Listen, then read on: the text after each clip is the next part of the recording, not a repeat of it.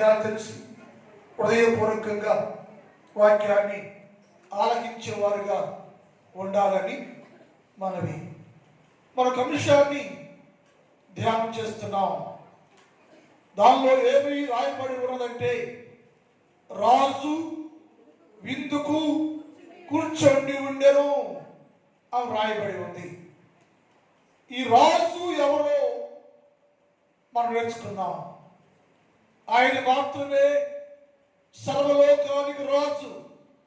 ఆ రాజు శరీరాకారంలోకి మార్చబడి భూలోకంలోనికి దిగి వచ్చినప్పుడు అదే పేరు భూలోకంలో మనుషులు కూడా ఆయనే రాజు అని చెప్పి, యూదుల్లో రాజుగా పుట్టినవాడు ఎక్కడో చెప్పి మాట్లాడితే, ఆయన భూలోకంలో కూడా మనుషుడుగా ఉండి కూడా నేనే సర్వలోకానికి రాజునని చెప్పి తన్ను తాను రుజువుపరుచుకొని యేసుక్రీస్తు ప్రభుల వారు దేవుని సన్నిధిలో సిలువ వేయబడ్డప్పుడు కూడా నువ్వు రాజువా అని పిలాతు ప్రశ్న వేస్తే, నేను రాజునే, ఈ లోకములో పరలోకములో భూలోకములో సర్వలోకానికి నేనే రాజు అని తన్ను తాను రుజువుపరుచుకున్నాడన్న విషయాన్ని గత వారాల్లో నేర్చుకున్నాం.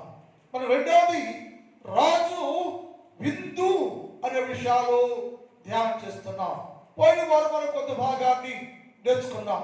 విందులో రకాలు ఉన్నాయని, మొదటిది భార్య కోసం విందు ఏర్పాటు చేయబడింది అని నేర్చుకున్నాం. భార్య కోసం ఆయన విందు ఏర్పాటు చేశాడు. తన భార్య కావాలి. ఎందుకయ్యా భార్య కోసం విందంటే, భార్య అనబడే ఎస్తేరు రాజు ప్రేమను, రాజు మనస్సును గెలిచింది.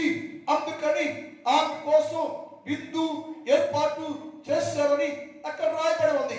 ఎవరైతే నీ ప్రియుని ప్రేమిస్తున్నా, నీ ప్రియుని యొక్క ప్రేమను గుర్తించి అర్థం చేసుకొని ప్రేమను గెలిచే వారిగా ఉంటే నీవు దేవునికి ఇష్టడుగా ఉంటావన్న విషయాలు నేర్చుకున్నాం. ఆమె విందు చేస్తే, ఎందుకయ్యా విందు చేశామంటే, ఆమె నన్ను ప్రేమించింది, నేను ఆమెను ప్రేమించాను అని చెప్పండి. రెండవది, ఎందుకు విందు చేసావయ్యా అంటే, ఆమె దేవుని యొక్క దయను పొందుకుంది. నా దయ పొందింది. దేవుడు దయ కలిగిన వాడు. ఎవరైతే యేసుక్రీస్తు ప్రభువుని హృదయపూర్వకంగా ప్రేమించేవారుగా హత్తుకుంటారో వారిని దేవుడు అన్ని విషయాల్లో దయ కలిగి దయ చూపించేవాడు. ఆయన దయ పొందింది కనుక ఆమె రాణి స్థానాన్ని పొందుకుందని నేర్చుకున్నాం. మూడవది, ఆమె రాజకిరీటం పొందింది. రాజుగారు ఆమె ప్రేమించిందాన్ని చూసి ఇంత భక్తి, ఇంత ప్రేమ ఈ స్త్రీలో, ఎంతో మంది స్త్రీలు ఆ సంస్థానంలో ఉంటే ఎవరిలో కూడా ఇలాంటి పరిశుద్ధ జీవితం లేదు అని గ్రహించి ఎస్తేరుని రాజు భక్తులను బట్టి, ప్రార్థనను బట్టి, విశ్వాసం బట్టి, తనలో ఉన్న పరిపూర్ణత బట్టి ఆయన ఆమెను ప్రేమించాడు. నేను ప్రేమిస్తున్నామంటే నీలో పరిశుద్ధ జీవితం ఉంది కాబట్టి నేను ప్రేమిస్తున్నా అన్న విషయాలు నువ్వు కూడా గ్రహించేవారుగా ఉండాలి. యేసు ప్రభువు వారు ఎవరు పరిపూర్ణ పరిశుద్ధులుగా ఉంటే, పరిపూర్ణ ఆత్మ పూర్ణులుగా ఉంటే వారిని ప్రేమించి రాణిగా భార్యగా చేసుకొని కిరీటము చేస్తాను. అందుకు కారణం ఏంటంటే, నీలో పరిపూర్ణత కలిగిన వారుగా ఉండాలి. అటు కాలం వారికి ధ్యానం చేస్తాం. ఒక వ్యక్తి ఎప్పుడు ధరించుకోవాలి, ఎప్పుడు ధరించుకుంటారు ఎవరంటే, యాజక ధర్మం చేసేవాడు, యాజకుడుగా మార్చబడిన వాడు, ప్రతిష్ఠ చెయ్యబడిన వాడు, దేవుని చేత ఎన్నిక చెయ్యబడిన వాడు. వాడు ఎప్పుడు ధరించుకుంటాడో, ఎందుకంటే ఏ పోదులో ఏముందంటే ఊరేమో తుమ్మేమో ఉండరు అనగా వెలుగును పరిపూర్ణ పరిశుద్ధ జీవితాన్ని కలిగి ఉండరు.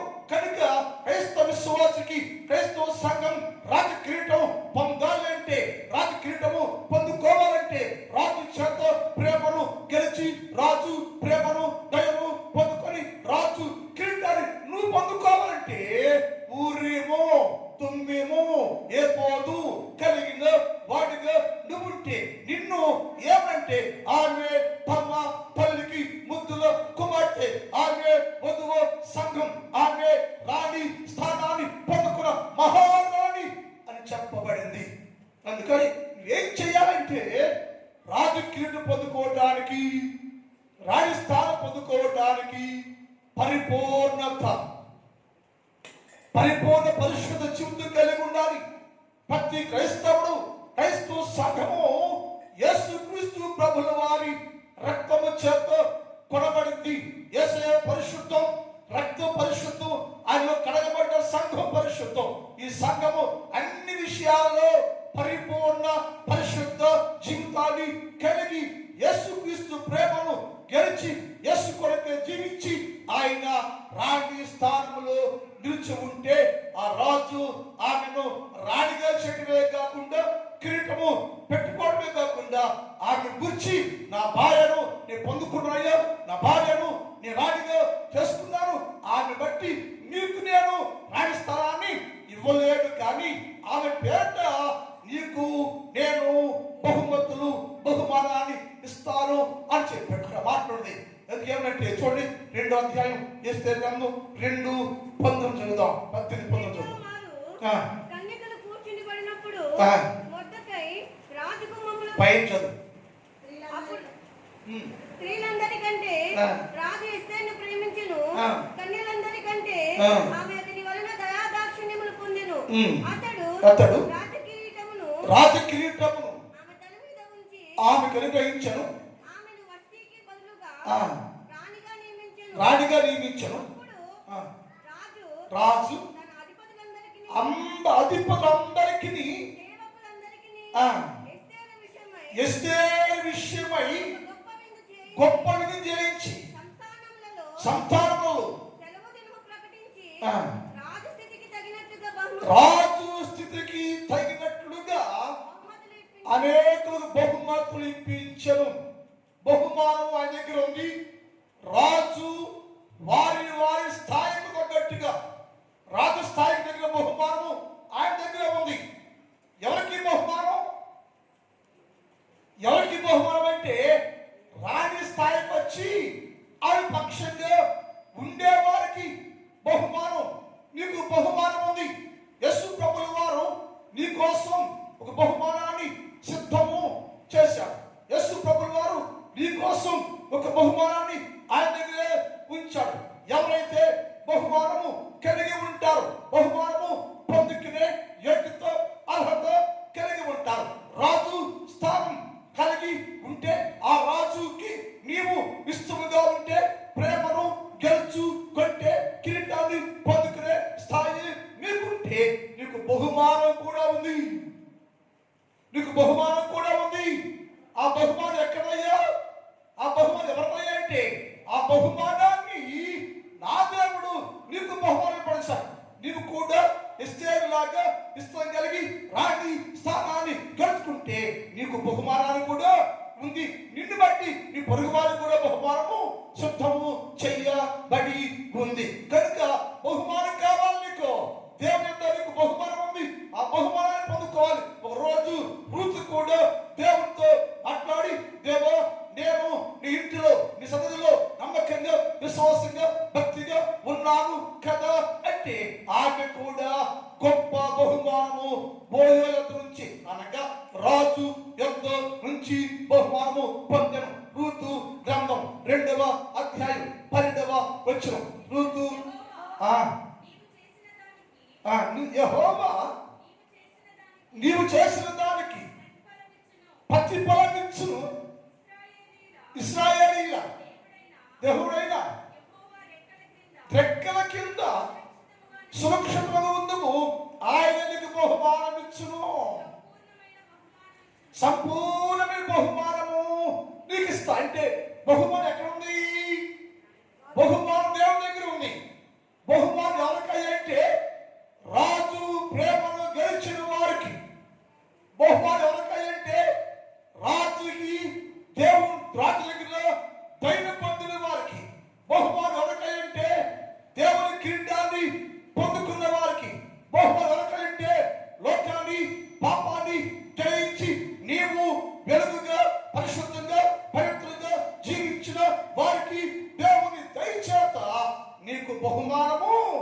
ఇవ్వబడుతుంది. అది ఆయన దగ్గర ఇవ్వబడుతుంది. అది శ్రేష్టమైన విలువైన గొప్ప బహుమానాన్ని నీకు ఇవ్వబడుతుంది. రాజు విందును పిలిచి విందు చేసి విందులో రాజుగా అభిషేకించి ఆ విందులో భార్య అనబడే ఎస్తేరుకి ఆయన విలువైన బహుమానం ఇచ్చి ఆయనతో పాటుగా సమస్తాలు ఉన్న అందరికీ విలువ అంటే ఎన్నుకోబడి ఏర్పడి అర్హత కలిగిన వారి అందరికీ బహుమతులు ఇచ్చెను. అందరూ దేవుని సంఘం, క్రైస్తవులు. మనం ప్రతి క్రైస్తవుడు యేసు ప్రభు దగ్గర నీకు ఉంచబడే బహుమానాన్ని పొందాలి. పొందాలంటే నువ్వు గెలుపు పొందాలి. నీకోసము యేసు ప్రభుల వారు బహుమానాలు సిద్ధం చేసి ఉంచారు. ఆయన దగ్గర బహుమానం. ఆ బహుమానానికి రావాలంటే ఆ బహుమానాన్ని నీవు సొంతము చేసుకోవాలంటే రాజు విందుకు నిన్ను పిలిచి నీకు బహుమానము ఇవ్వాలి అంటే నువ్వేం చేయంటే రాజు మనస్సు గెలిచి రాజు దయను పొందుకున్న వారిగా యేసుక్రీస్తు ప్రభుల వారికి ఇష్టలుగా జీవించాలి. లోకానికో పాపానికో మనుషులకో కాదు, కానీ నిన్ను ప్రేమిస్తున్న దేవుడు, నిన్ను దీవిస్తున్న దేవుడు ప్రతి క్షణముని కోసం గొప్ప కార్యాలు చేస్తున్న యేసుక్రీస్తు ప్రభుతో నీవుంటే, వాక్యంలో ఉంటే, ఏ బాధ కలిగి ఉంటే, ఊరిమి కలిగి ఉంటే, తుమ్మిమి కలిగి ఉంటే, వెలుగు కలిగి ఉంటే, పరిపూర్ణ పరిశుద్ధ జీవితాలు కలిగి ఉంటే, ఎప్పుడు రాగైతే ఎప్పుడుగా నీవు ఉంటే నా దేవుడు తన యొక్క దాచి ఉంచిన బహుమానము నీకు నా దేవుడు ఇచ్చును గాక. బైబిల్లో మాట చూద్దాం. యెషయా గ్రంథం 62:11. యెషయా 62:11. ఆలకించుడి భూదిగంతాల వరకు యెహోవా సమాచారమును ప్రకటింపచేయుడి. ఇదిగో రక్షణ వచ్చి ఉంది. ఇదిగో ఆయన ఆయన నీకు ఇచ్చే బహుమానం, ఆయన నీకు ఇచ్చే బహుమానం ఆయన దగ్గర ఉంది, ఆయన చేతిలో ఉంది. చేత పట్టుకున్నాడు. ఆయన బహుమానాన్ని నీకు ఇవ్వాలని, ఆశీర్వాదాన్ని నీకు ఇవ్వాలని, బహుమానము నీకు ఇవ్వటానికి, ఆశీర్వాదము నీకు ఇవ్వటానికి బహుమానము ఆయన చేతిలో పట్టుకొని చూస్తూ ఉన్నాడు. ఎవరు యోగ్యులయ్యా నా దగ్గర ఉన్న ఈ బహుమానాన్ని పొందుకోవటానికి, ఇవ్వటానికి, తీసుకోవటానికి భూలోకంలో ఎవరు యోగ్యులు, ఎవరు అర్హులని ఆయన చూస్తూ ఉండడం. ఆయన బహుమానం ఆయన దగ్గర ఉంది. ఎందుకంటే నన్ను ప్రేమించి నన్ను గెలుచుకుని రాణిస్తాను పొందుకుంటే, పరిపూర్ణ పరిశుద్ధంగా ఉంటే, యేసుక్రీస్తు రాజ్యానికి కలిగిన వారుగా ఉంటే ఆయనకు బహుమానము సిద్ధము చేశారు. బహుమానము ఇవ్వడానికి సిద్ధంగా ఉంది. ఎవరికి బహుమం అంటే ఎవరు గెలుస్తారో, ఎవరు రాజు మనసు గెలుచుకుంటారో, ఎవరు కిరీటం గెలుచుకుంటారో, ఎవరు యేసుక్రీస్తు ప్రభువుకి ఇష్టలుగా ఉంటారో గెలిచిన వారికి బహుమానం. క్రైస్తవుడు యేసుక్రీస్తు ప్రభు ప్రేమను గెలిచావా? నువ్వు క్రైస్తవుడివే, విశ్వాసమే, యేసును కలిగిన వాడివే. రోడ్లకు వెళ్తున్నావు, ప్రార్థన చేస్తున్నావు, నేను క్రైస్తవుడి అంటున్నావు. అయితే యేసుక్రీస్తు ప్రభుల వారి మనస్సు గెలిచావా? ఆయన ప్రేమను గెలిచావా? రాణిస్తారని పొందుకున్నావా? విందుకు ఆహ్వానం చేయబడ్డావా? విందుకు ఆహ్వానం చేయబడ్డావంటే విందుకు వస్తే అక్కడ నీవు దేవుని చేత ఎన్నిక చెయ్యబడిన వాడవు కనుక నీ బహుమానము నీ కొరకు సిద్ధము చేసి ఉంచితే ఆ బహుమానము వారికి ఇవ్వబడును. ఎవరైతే రాజు ప్రేమను గెలిచారో యేసుని గెలుచుకున్నారో, యేసుని బడానందపై రాసుడు అనిపించుకుంటే నీకు బహుమానము ఇవ్వబడుద్ది. ఎస్తేరును బట్టి ఆ సంస్థానంలో అధిపతులందరికీ ఆయన బహుమానము ఇచ్చి ఆ బహుమానం ఇచ్చాడు. ఆగిపోబడ్డ ఆ బహుమానాన్ని ఆగించాడు.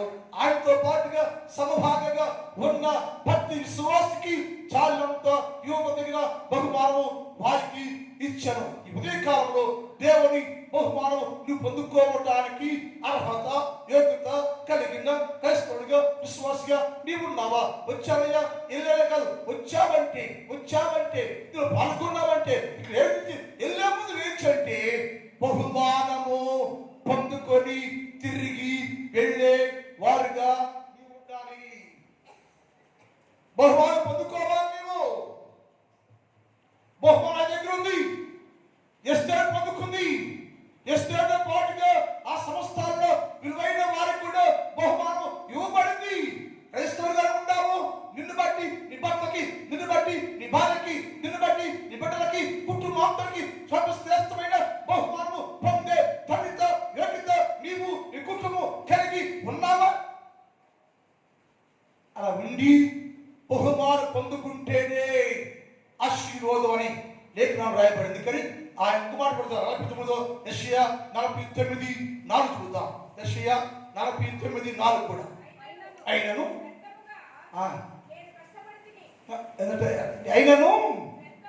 వ్యర్థముగా నేను కష్టపడితిని, వృధాగా వ్యర్థమైపోయిందని అనుకుంటున్నాను. నేను నాకు న్యాయకర్త యెహోవాయే. నాకు న్యాయకర్త యెహోవాయే. నా బహుమానమును నా దేవుని యందునే ఉంది. నన్ను పరీక్షించి పరిశోధించి న్యాయం చేసి న్యాయకర్త అయిన నా విశ్వాసం, నా భక్తి, నా ప్రార్థన, నా ఆత్మీయ స్థితి నేను యేసుక్రీస్తు ప్రభువు వారికి ఇష్టడుగా ఉంటే ఆయన మాత్రమే న్యాయకర్త కనుక న్యాయము జరిగించి న్యాయాన్ని చూస్తే నేను ఆయన న్యాయం చేసినప్పుడు నేను యోగ్యుడిగా కనపడితే ఆయన వద్ద ఉన్న, ఆయన చేతిలో ఉన్న బహుమానం అది నాది, నాకు ఇవ్వబడుతుంది అని చేసి అన్నాడు. మీకు ఇవ్వబడ్డ బహుమానాన్ని మీరు జాగ్రత్తవద్దయ్యో. పౌలు అంటాడు, మీరు బహుమానం కోసం ప్రయాసపడుతున్నావు కదా, బహుమానం పొందాలని ఆరాటం కలిగి ఉన్నావు కదా, బహుమానం కోసం ఎంతో ప్రయాస పొందావు కాబట్టి ఆ బహుమానాన్ని జారా విడుచుకోవద్దు, వదులుకోవద్దు. బహుమానం పొందాలంటే యేసుక్రీస్తు ప్రభు యొక్క ప్రేమను గెలిచేవారుగా, యోగ్యముగా ఉండేవారుగా నీవు దేవుని సన్నిధిలో నిలిచిన వారుగా ఉండాలని ఉదయకాలం దేవుని వాక్యం మనతో మాట్లాడుతుంది. కనుక విందుకు వచ్చింది భార్య కోసం చేపల విందులో చాలా విషయాలు తెలుసుకున్నాం మనం. ఆ భార్య కోసం విందులో చాలా విషయాలు మనం నేర్పించాడు. ఆ దాని ప్రకారం మనం కూడా యేసుక్రీస్తు ప్రభు భార్య అనబడే నీవు నీ కోసము చేసే విందులోకి ప్రవేశిస్తే దీవ కిరీటాన్ని, శాశ్వత కిరీటాన్ని, ప్రేమను, బహుమానాన్ని పొందుకునే క్రైస్తవులుగా మనం ఉండాలని లేఖనాలు రాయబడింది. రెండోది ఆయన సన్నిధి విందు. ఒకటేమో భార్య కోసం విందు, రెండేమో సన్నిధి విందట. సన్నిధిలో నీకు ఒక విందు ఏర్పడేశాడు ఆయన. భార్య విందు వేరు, సన్నిధి విందు వేరు. ఈ సన్నిధిలోకి విందు ఏర్పాటు చేసి అందరూ సన్నిధికి రండి, సన్నిధిలో విందు ఉంది. సన్నిధిలో విందు ఏర్పాటు చేశాను నేను. ఈ సన్నిధిలో జరిగే విందుశాలకి, విందులోనికి అందరూ రండి అని చెప్పాడు. ఎందుకంటే మనుషులందరూ ఆకలి కొని ఉండెను, ఆవడించిపోతా ఉండెను, శుద్ధీకరణ లేకుండా ఉండెను, పరిపూర్ణ జీవితం లేకుండా ఉండెను. వారికి నేను పరిపూర్ణ సౌందర్యాన్ని, పరిపూర్ణ ఆనందాన్ని, పరిపూర్ణ బలాన్ని చేకూర్చి రాజ్య సంబంధిగా నేను చేయుటకు నేనేం చేశానంటే సన్నిధి విందును ఏర్పాటు చేశా. ఇప్పుడు మనం ఎక్కడున్నా? మనం సన్నిధిలో ఉన్నాం. ఎందుకు వచ్చాం? మనకి విందు ఆగడానికి వచ్చాం. మనం ఎలాగైతే వచ్చామో ఏం చెప్పాము? మొదట ఉదయం 9:30 గంటలకి ప్రార్థన ప్రారంభం చేయబడుతుంది. అందరూ సన్నిధికి రండి అని పిలిచాం. అందరూ సన్నిధికి రండి. సన్నిధి విందులోకి, సన్నిధిలో జరిగే విందుకు అందరూ రండి అని పిలిచాం. కానీ కొందరే వచ్చారు, కొందరు రాలా. బైబిల్లో మాట చూద్దాం. మత్తయి సువార్త 22వ అధ్యాయం. మత్తయి సువార్త 22వ అధ్యాయం చదువుదాం. యేసు నా వారికి ఉత్తరం ఇచ్చుచు ఆ. తిరిగి ఉపమాన రీతిగా ఆ. ఇట్లనెను పరలోక రాజ్యం తన తన కుమారునికి కుమారునికి పెండ్లి విందు చేసిన పెండ్లి విందు చేసిన ఒక రాజును పోలి ఉన్నది. ఆ ఆ పెండ్లి విందుకు పిలువబడిన వారిని ఆ రప్పించుటకు ఆ పెండ్లి విందు చేశాను నేను. విందు ఆరగించడానికి, విందు భుజించడానికి, విందు సన్నిధిలో విందు ఏర్పాటు చేశాను నేను. సన్నిధిలో విందు ఏర్పాటు చేయబడింది. ఈ సన్నిధిలో రాజు ఏర్పాటు చేయబడ్డ విందుకి అనేకులను వచ్చి మీకోసము సన్నిధిలో, మందిరములో, నా ఇంటిలో నేను మీకోసం ఏర్పాటు చేసిన విందును భుజించడానికి రండి అని పిలువబడిన వారిని రప్పించుటకు పిలువచ్చి రప్పించుటకు అతడు తన దాసులను పంపెను. వారు రానల్లకపోయిరి. ఏమంటారంట? నువ్వు రావులేవయ్యా, మారేం రా. ఎందుకు రావయ్యా? విందు కదా అది, విందు కదయ్యా, నీకోసం ఏర్పాటు చేయబడి విందు కదా. ఆదివారం సన్నిధిలో సన్నిధి విందుని దేవుడు నీ కోసము శ్రేష్టమైన విందును ఏర్పాటు చేస్తాడు కదా. విందు ఆరగించవా, విందు భుజించవా, భోజనం చేయవా, విందు రెండే అంటే చాలా మంది ఏంటంటే మేము రావయ్యా, రాలేవయ్యో, చాలా బిజీ అయ్యో, మేము రాలేవయ్యో, భర్త వస్తాయో, భార్య రాదయ్యో, భార్య వచ్చాయో, భర్త రాడయ్యో, ఇద్దరు వస్తే పిల్లలు రాలే, కొందరు వస్తామయ్యో, మేము అందరూ వచ్చి ఆ విందులో పాల్గొనలే. మేము అందరూ వచ్చి మేము విందుని హృదయపూర్వకంగా భోజనం చేయలేము. మేము ఆ విందే వద్దయ్యా. ఈ విందులోకి రాకపోతే ఏముందంట? కుందు. ఎవడు రాలేదు వాడిని ఆయన అన్నాడు. సన్నిధిలో విందుంది, సన్నిధిలో విందు ఏర్పాటు చేయబడింది. ఈ సన్నిధి విందుకు రండి అయ్యా అని అనేకులు పిలిచాట. ఎవడు రామయ్యా అని చెప్పాడట. అవి చెప్పాడయ్యా రాడంట. అయ్యాళ్ళు డబ్బు ఉందంట, ఆస్తి ఉందంట, బలం ఉందంట, వాటిలో కూడా భూమి ఉందంట, వాటిలో కూడా భోజనం ఉందంట. మా ఇంట్లో తింటామయ్యా, మేము మాకు ఆకలి అయితే ఎప్పుడన్నా ఎక్కువ ఆకలి అయితే ఆ వస్తామని సాకు చెప్పడం ప్రారంభించారు. రాయంటయ్యే వాళ్ళు అంటే సరే రమ్మన్న వాళ్ళు పిలిచారు. వాళ్ళ కోసం విందు ఏర్పాటు చేయబడింది. సన్నిధి విందు వారి కోసమే, అనగా నా వారి కోసం, నా జనుల కోసం, నా ప్రజల కోసం మంచి విందును నేను ఏర్పాటు చేసి వారు బలపరచని విందు ఏర్పాటు చేశాను. మీరు రాము అన్నారు కదా, మీరు రాము అని చెప్పారు కదా, రాక వదిలేయాలని. ఏం చేయమంటావా అంటే దారిలోకి వెళ్ళయ్యా, కుంటివాడు ఉంటాడు. చదువు అక్కడ. ఆ దాసులు రాజమార్గములకు పోయి చెడ్డవారినేమి మంచి వారినేమి తన కనబడి అందరూ తెచ్చారంట. గమనించాలి మీరు. ఎవరు పిలిచాడు? ఆయన ఎన్ని క్రియబడ్డ వారు పిలిచాడు, తన వారిని పిలిచాడు. నీకు సన్నిధి ఉంది, సన్నిధిలో విందుంది నీకోసం. సన్నిధిలో నేను విందు ఏర్పాటు చేశాను, విందుకు రండి. ఏర్పాటు చేయబడిన వారిని, తన వారిని, తన జనాంగాన్ని పిలిస్తే రాయమయ్యో, వెళ్ళామయ్యో, తినలేమయ్యో, అగొద్దయ్యో, మా బాగా గ్యాస్ పుట్టిందయ్యో, బలమలేమయ్యో అని ఎవరికి వాడు అందరూ వచ్చారు. ఇప్పుడు ఆదివారం ఏ పని చేయకూడదు, ఊర్లు వెళ్ళకూడదు, పెత్తనం చేయకూడదు, తిరగకూడదని వాక్యం ఉంది కదా. అందరూ వచ్చారా? ఏమవుతుందంట? నేను వస్తేనే గుడి, నీ రాకపోతే గుడి అవి లే అనే అహంకారం ఉంటున్నాం మనం. అది కానీ ఏమైందంటే అహంకారంతో సన్నిధి వదిలేసి వ్యవస్థపై తిరుగుతూ ఉంటే, సొంత పనులు అయిపోతూ ఉంటే నీ స్థానము మరొకరికి పోయింది. నీ స్థానాన్ని మరొకరు భర్తీ చేశారు. నువ్వు ఉండవలసిన స్థానంలో, నువ్వు కూర్చోవలసిన విందులో, నువ్వు కూర్చుని ఆనందించి సంతోషంగా భోజనము చేయవలసిన నీ స్థానంలో, నీ సీట్లో మరొకరు కూర్చుంటాను. ఎవరంట? దాన్ని పోయి మంచి వారిని చెడ్డోడు. వాడు చెడ్డోడే. ఈ విందుకు అర్హుడు కాదు, విందుకు అర్హుడు కాదు. అర్హత లేకపోయినప్పటికీ తెచ్చి నీ స్థానం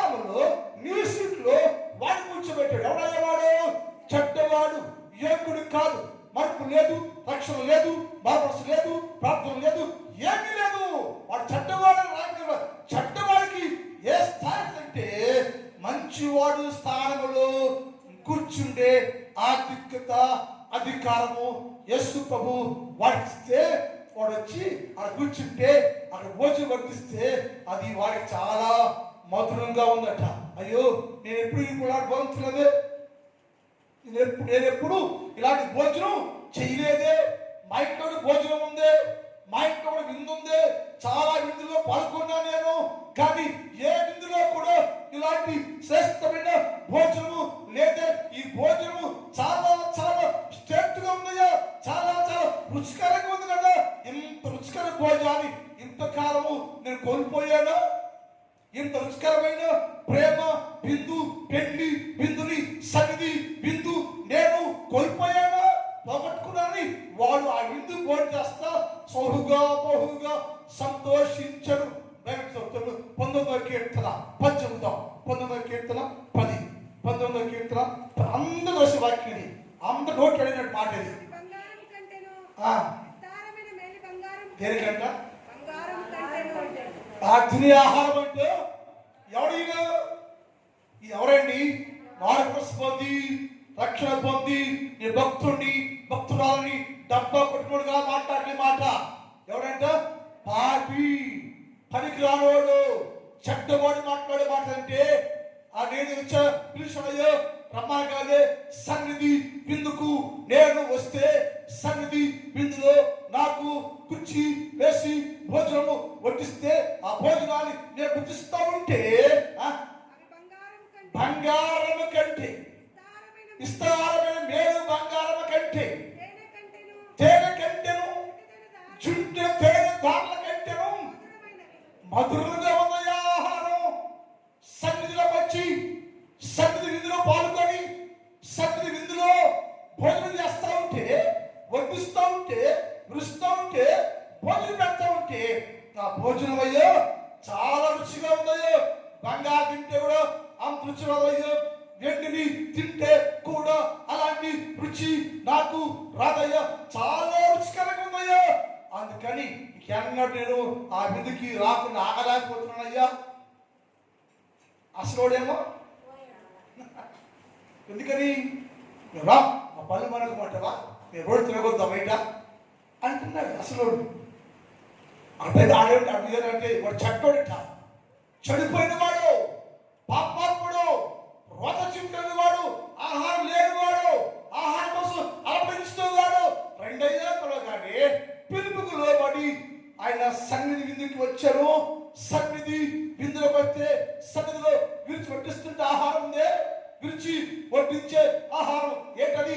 లేఖనం, వాక్యము, వాక్యము విందు, వాక్యమనే భోజనం, వాక్యము అనే విందులో వాక్యము అనే భోజనాన్ని విరిచి విరిచి వడ్డిస్తుంటే అది వాడికి బంగారం కంటే, వెండి కంటే, మేలు బంగారం కంటే బహు రుచిగా ఉండేను. తేనె కంటే, జుంటే తేనె దారాలు కంటే బహు శ్రేష్టమైన విందులకు నేను వచ్చానని చెప్పి అక్కడే కూర్చుండెను. కూర్చో విచారంగా వచ్చాడట. వచ్చినప్పుడు విచారంగా వచ్చాడు. ఏదైనా బాగా గొడవైందయ్యా, ఈ విందేంటి వారికి వచ్చాడు.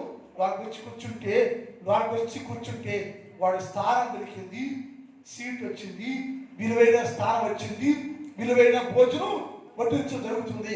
ఆ భోజనం తింటే వాడి దుఃఖము, వేదన మొత్తం కొట్టివేయబడి ఆహారాన్ని పుట్టిస్తూ ఉంటే వాడు బహుగా సంతోషించాడు. ఇర్మియా గ్రంథం 15:16 చదువుతాం. ఇర్మియా 15:16 అందరూ మాట్లాడి రోజు చదివే మాటలే మనకి.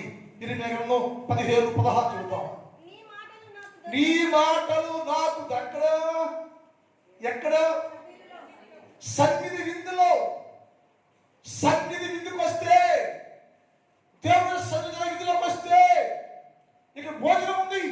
అది ఏ భోజనం అంటే శ్రేష్టమైన దేవుని వాక్యం అనే భోజనం, వాక్యము అనబడే భోజనం విరిచి వడ్డిస్తుంటే, వాక్యాన్ని నాకు తినిపిస్తుంటే, నేను భుజిస్తూ ఉంటే శ్రేష్టమైన దేవుని వాక్కు, శ్రేష్టమైన దేవుని మాట, శ్రేష్టమైన దేవుని వాక్యము నాకు విరిచి వడ్డిస్తూ ఉంటే నేను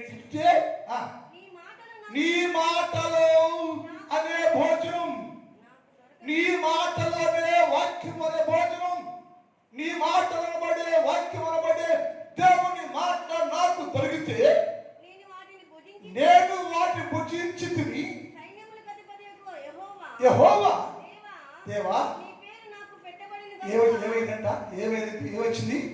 ఏమొచ్చింది? ఎవడైతే ఆ పనికిరానివాడు చెడ్డోడు వచ్చాడు, సన్నిధిలోకి వచ్చాడు, సన్నిధి విందు భుజిస్తా ఉంటే ఆ భుజించే ఆహారము శక్తిగా ఉంటే, రుచికరంగా ఉంటే, స్ట్రాంగ్ గా ఉంటే అది వారి పేరునే మార్చిందంట. అందరూ ఒకసారి చెప్తారా? హల్లెలూయా. ఉంచలేదా? చేశారా? చేయరా? హల్లెలూయా. హల్లెలూయా. ఏమైందంట? పేరు మారిపోయింది. యేసుడు కాదు, పేరు మారింది. మీ పేరు మారలా. నేను అది ప్రకటించాలి, ఇబ్బంది ఉన్నాను. మీ పేర్లు ఆ పేరేంటి? చెడ్డవాడు, చనిపోయినవాడు, చెడ్డవాడు. వస్తే ఆహారం భుజించగానే వాడు బతుకు మారింది, అంతరంగం మారింది, వాడి పేరు మారింది. వందేళ్ళ నుంచి సన్నిధి విందుకు నువ్వు వస్తున్నావు. 100 సంవత్సరాల నుంచి ప్రతి సన్నిధిలోకి పాల్గొంటున్నావు. రోజు విందులో పాల్గొని విందు ఆరగిస్తున్నావు, భోజనాన్ని చేస్తున్నావు. నీ బతుకు మారిందా? ఉదయం మారిందా? పేరు మారిందా? పేరు మార్చుకున్నావా? అదే పేరు, అదే బతుకు, అదే జీవితం. No change, no growth. Why?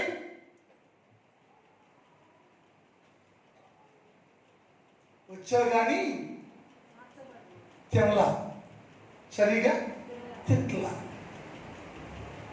రానట్టు రాదు. ఆడేమన్నాడు రమ్మంటే రానయ్య అని చెప్పాడు. రాకపోతే వదిలేమని చెప్పాడు దేవుడు. వాడు పిలిస్తే చెడ్డవారిని మంచివాడు పిలిస్తే చెడ్డవాడు వచ్చి సన్నిధి విందులో కూర్చుంటే వాక్యమనే ఆహారాన్ని విరిచి వడ్డిస్తుంటే ఆహారాన్ని వాక్యము అనబడే దేవుని వాక్యాన్ని పుట్టిస్తుంటే వాడు ఏంటంట? వాడి పేరు మార్చబడిన తర్వాత నీ పేరు నాకు పెట్టబడిన కనుక నీ మాటనే పుట్టిస్తే ఈ విందులోకి వచ్చి సన్నిధి విందుకు నేను వచ్చి నీవు విరిచి వడ్డించే నీ మాటలు వాక్యాన్ని నేను పుట్టిస్తూ ఉంటే అది నాకు ఎంతో సంతోషం ఇస్తుందయ్యో, ఆనందంగా ఉందయ్యో.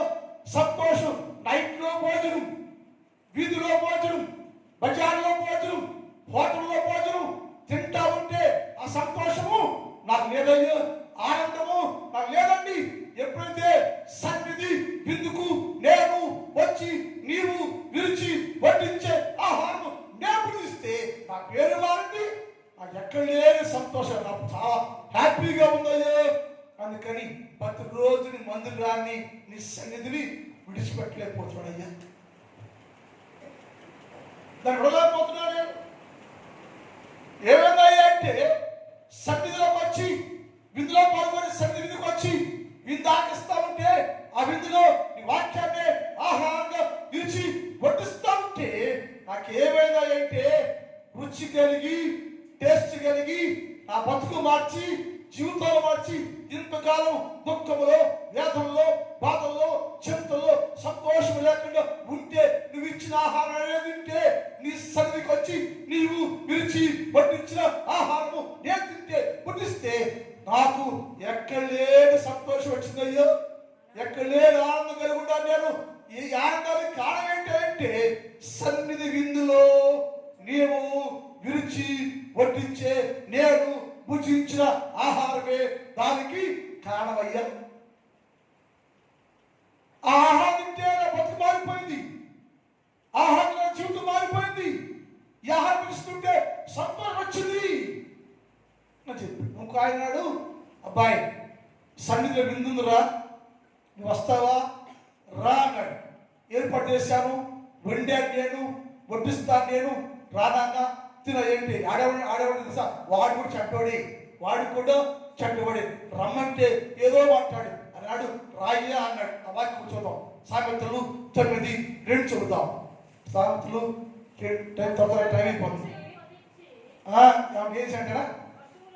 పశువులను వధించి ద్రాక్షరసం కలిపి ఉన్నది భోజన పదార్థాన్ని సిద్ధం చేశాడు. ఎక్కడ? సన్నిధిలో, సన్నిధి విందులో మీకు ఎవరు తెలియకుండా నేను భోజనం సిద్ధం చేశాను. ఈ సన్నిధి విందులకు ఎవరుంటారంట? ఆయన రాజు విందులో కూర్చుండి ఉండేను. రాజు విందులో కూర్చోడు.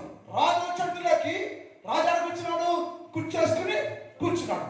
ఆయన సాగు నాకేం చెప్పంటే, బాయ్ అందరు పిలువు అని చెప్పాడు. అందరినీ పిలిచాడు. ఇదిగో అందరు వడ్డించాయని చెప్పాడు. ఆయన కూర్చుని చెప్పంటే ఎవరు వచ్చారో, ఎవరు రాలేదు, ఏ కుటుంబం వచ్చింది, నేను పిలవగా, నేను కబురు చేయగా, నేను రమ్మనగా, ఎవరు వచ్చారు ఎవరు రాలని ఆయన విందులో కూర్చుని అందరినీ పరిశీలన చేస్తూ ఉండెను. అందరినీ పరిశీలన చేస్తుంటే అది చూస్తూ ఉన్నాడు. కూర్చుని చూస్తూ ఉన్నాడు. సేవకుడు, పరిచయం చేసేవాడు, దాసుడు పిలిచి వడ్డిస్తూ ఉంటే అన్నాడు, బాయ్ నేను పశు వధించాను, ద్రాక్షరసం ఏర్పాటు చేశాను, విందు సిద్ధం చేశాను, రండి నేను నీకోసం సన్నిధి విందులో విలువైన ఆహారాన్ని నీకోసం సిద్ధము చేశాను, రండి అంటే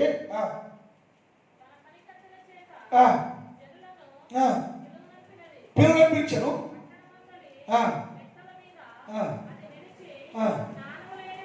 జ్ఞానము లేనివాడు, తెలివి లేనివాడు, చెడ్డవాడు, జ్ఞానమే లేక, తెలివే లేక, బుద్ధే లేక, విలువే లేక, గౌరవే లేక, లోక సంబంధిగా ఉన్నవాడు వచ్చి నేను ఇచ్చే ఆహారము భుజించి జ్ఞానము తెచ్చుకుని జ్ఞానము కలిగి బతకండి అంటే, సన్నిధి విందుకు నువ్వు వస్తే రెండోది ఏమైతే జ్ఞానం వచ్చిందట.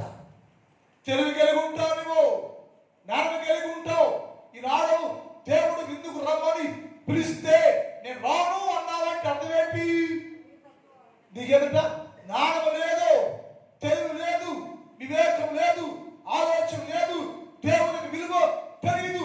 దేవుని సన్నిధిలో జరిగే వాక్యపు విందు ఒక్క విలువ నీకు తెలియక తోసేస్తున్నావు, తృణీకరించావు, విలువ పోగొట్టుకుంటున్నావు. నీకు నీవే విలువను పోగొట్టుకుంటున్నావు అని అన్నాడు. ఇప్పుడైనా అతనికేమో ఒక ఆయనకేమో ఆనందం వచ్చింది, పేరు మార్చబడింది. వీరికేమవుతుంటే జ్ఞానం వచ్చింది. ఎప్పుడు సన్నిధి ఆహారం భుజిస్తే అంతమంది వాడు భోజనం చేయట్లేదా? చేస్తున్నాడు. కానీ ఆ ఆహారము మన జీవితానికి జ్ఞానం అనేది తెచ్చి పెట్టాల, తెచ్చి ఇవ్వాల. ఇక్కడ అన్నాడు, నేను సిద్ధం చేసే ఆహారం, నేను సిద్ధం చేసే వాక్యం ఆహారం ఇది, నేను నీకోసం సిద్ధము చేసిన ఆహారం నువ్వు భుజిస్తే వెంటనే జ్ఞానం కలిగాను. అది మాట్లాడు చూద్దాం. 119వ కీర్తన 130 నా వాక్యము వెల్లడి అవుట తోడనే ఏంటంట, వెలుగొచ్చిందట. వెలుగు రాగానే అది తెలివి లేని వాడికి, జ్ఞానము లేని వాడికి, బుద్ధి లేని వాడికి తెలివిని కలుగు చేసిందట. ఏది దేవుని సన్నిధిలో తినే ఆహారం, దేవుని సన్నిధిలో భుజించే వాక్యపు విందు. వాక్యము అనే ఆహారాన్ని నువ్వు భుజిస్తుంటే ఒకడికేమో సంతోషము, పేరు మారింది. ఒకడికేమో జ్ఞానం కలిగింది, వెలుగు కలిగిందట. జ్ఞానం వచ్చింది, వెలుగు వచ్చింది. అంటే అది తింటే యేసు ప్రభుల వారు ఎమ్మాయి మార్గంలో సాగిపోతున్నాడు. యేసు ప్రభు పునరుద్ధారై తిరిగి లేచాడు. ఇద్దరు వ్యక్తులు మాట్లాడుకుంటూ ఎమ్మాయి మార్గంలో వెళతా ఉంటే యేసు ప్రభు కూడా వారితో కలిసి నడుస్తూ ఉండేది. చాలా విషయాలు మాట్లాడాడు. ఇంటికి వెళ్ళాక భోజనం చేద్దామన్నారు. భోజనం చేయడానికి తింటాకి యేసు ప్రభుల వారు ఇద్దరు కలిసి కూర్చున్నారు. యేసు ప్రభుల వారు ఈ రొట్టె తీసుకొని విరిచి వారికి వడ్డించను. వారు ఆ విరిచి ఇచ్చిన ఆహారం ఉందే, ఆయన విరిచి ఇచ్చిన ఆహారం వాడు తీసుకొని నోట్లో పెట్టుకుని కొరికలేదు, వారి కన్నులు తెరవబడేను అని పోయి అక్కడ. వారి కన్నులు తెరవబడి వారు ఆయన గుర్తుపట్టారు. ఇప్పుడు దాకా వారికి ఏం లేదు, చూపు లేదు, జ్ఞానం లేదు, తెలుగు లేదు, బుద్ధి లేదు, చెడ్డవాడు అని పేరు కలిగి ఉంటే ఎప్పుడైతే సన్నిధి బిందులోకి ప్రవేశించి సన్నిధి బిందులో జరిగే వాక్యము అనే ఆహారాన్ని భుజించాడో వాడికి ఏమిటంటే, ఒకటేమో పేరు మారింది, రెండేమో సంతోషం వచ్చింది, మూడేమో జ్ఞానం కలిగింది, నాలుగేమో కన్నులు తెరవబడి వెలిగించడము, ప్రకాశిస్తుండను. ఏది మంచి, ఏది చెడు, ఏది వాస్తవము, ఏది ఉత్తమం కాదని గ్రహించి మంచి చెడును గ్రహించే జీవితాన్ని వాడు కలిగి ఏకైక మార్గం ఎన్నుకోబడను. ఏసే మార్గం, ఏసే సత్యం, ఏసే జీవం, అందులో వెలుగుంది, అందులో నీతి ఉంది. అదే మనుషుడికి ఆత్మస్థితిని మార్చాలని వాడు గ్రహించి కన్నులు తెరచినాక యేసును గుర్తుపెట్టెను. ఇప్పుడు దాకా నువ్వు యేసుని గుర్తుపట్టలేదంటే ఏమైందిట? కళ్ళులోనే ఉండాలి కానీ కళ్ళు మూయబడ్డాయి. క్రైస్తవులే కానీ గుడ్డితనం కలిగి ఉండాలి. క్రైస్తవులే కానీ జ్ఞానం లేదు. జ్ఞానం లేని వాడు ఎక్కడున్నాడంటే ఇంటికాడే ఉన్నాడు, ఊర్లో ఉన్నాడు, బజార్లో ఉన్నాడు, పొలంలో ఉన్నాడు, వాడు పనుల్లో వాడు ఉన్నాడు.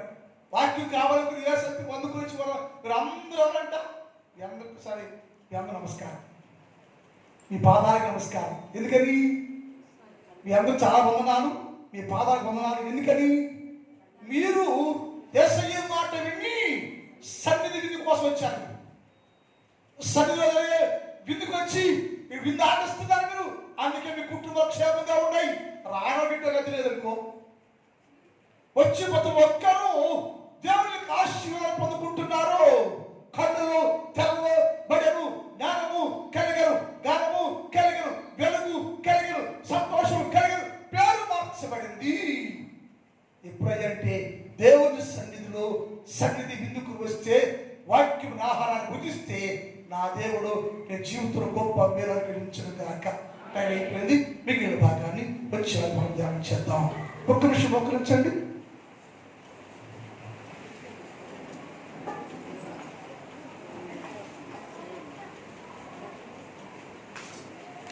ఒకడే ఒక్క నిమిషం ఒక తల్లి చాలాసేపు కూర్చున్నారు కదా, ఒక్క నిమిషం ఒకడే మోకళ్ళేసి వాక్యానికి అర్థమైతే, యేసయ్యా నాకు సన్నిధి విందు కావాలయ్యా, సన్నిధి విందులోకి రమ్మని అని పిలుస్తున్నావయ్యను. కానీ చాలాసార్లు నేను సాగు చెబుతూ నిర్లక్ష్యంగా ఉండాలయ్యో. ఇప్పుడైతే నేను గ్రహించా, నీ సన్నిధి విందుకు నేనొస్తే నా కన్నులు తెరవబడతాయి. సన్నిధి విందులో ప్రవేశించి వాక్యాన్ని భుజిస్తే నా నేత్రాలు తెరవబడతాయి, జ్ఞానము వచ్చింది, వివేకము వచ్చింది, నా జీవితం మార్చబడింది, నా పేరు మార్చబడింది, నేను నీ కుమారుడిగా ఉండే యోగ్యత అర్హత నాకు కలుగుతుంది. నా దేవుడి దగ్గర ఒప్పుకో, ప్రార్థన చేయి. గ్రహిస్తే వాక్యము నీకు అర్థమైతే, యేసయ్యా నాతో మాట్లాడు, దర్శించండి, బలపరచండి, నా జీవితాన్ని మార్చయ్యా. ఇప్పుడే నీ మాట నన్ను మార్చుదయ్యా, నీ వాక్యము నన్ను మార్చిందయ్యా, నాతో మాట్లాడదయ్యా. క్షమించయ్యా, నా జీవితం మార్చయ్య ప్రభు అని నువ్వు ప్రార్థన చేస్తే ఇప్పుడే నా దేవుడు నీ జీవితంలో గొప్ప కార్యాన్ని జరిగించే దేవుడు. ఇప్పుడే నా దేవుడు నీ స్థితి మార్చి, జీవితాలు మార్చి, హృదయాలు మార్చి, నీకు సంపూర్ణ ఆశీర్వాదంతో నింపే దేవుడు. ఆ దేవుని సన్నిధిలో ఒక్క నిమిషం మోకరించి ప్రార్థన చేసుకోండి. యేసయ్యా దర్శించయ్యా అని ప్రార్థన చేయి. ఇప్పుడే నా దేవుడు నిన్ను బలపరిచి దీవించును గాక. మా తండ్రి, ఈ పాదములకు వందనాలయ్యా. పరిశుద్ధుడైన దేవా, మీకే స్తుతి స్తోత్రాలు తెలియచేస్తూ ఉన్నాను. గడిచిన దినములలో నీ అపారమైన ప్రేమలో కాపాడారు. ఉదయకాలం మీరు మాతో మాట్లాడారయ్యో. భార్య కోసం విందు, సన్నిధి విందు మాతో మాట్లాడుతున్నారు. భార్య కోసం ఇందులో 5 ఆశీర్వదించవయ్యో. సన్నిధి విందుకు వస్తే సన్నిధి విందులో ప్రవేశించి వాక్యముల ఆహారాన్ని భుజిస్తూ ఉంటే 5 దీవెనలు నాకిచ్చావయ్యా, మాకిచ్చావయ్యా. అది మేము సొంతం చేసుకొని దాని ప్రకారము జీవించే ధన్యత కలుగు చేయండి. ఉదయకాలంలో నా సంఘాన్ని బట్టి నేను ప్రార్థన చేస్తున్నా. నా సంఘాన్ని దీవించండి, నా సంఘాన్ని కాపాడండి. నా సంఘములో ఉన్న ప్రతి కుటుంబాన్ని దీవించి ఆశీర్వదించి ఎవరికి ఏది కావాలో సకలమైన మేలులతో నింపండి. ఈ స్థానంలో మోకరించి వారు, చిన్నవారు, పెద్దవారు, స్త్రీలు, పురుషులు, యవనస్తులు, వృద్ధులు అనేక మంది ఈ స్థలంలో ఉన్నారు తండ్రి. ప్రతి బిడ్డను మీరు దీవించండి, ఆశీర్వదించండి, బలపరచండి. నీకు పాక్షేపాలతో నింపి అందరూ ప్రభు నీ రాజ్యం కొరకు సిద్ధపడి కలుగుటకు సహాయం చేసి నడిపించమని యేసు వారి పరిశుద్ధ నామములో ప్రార్థిస్తున్నాం తండ్రి.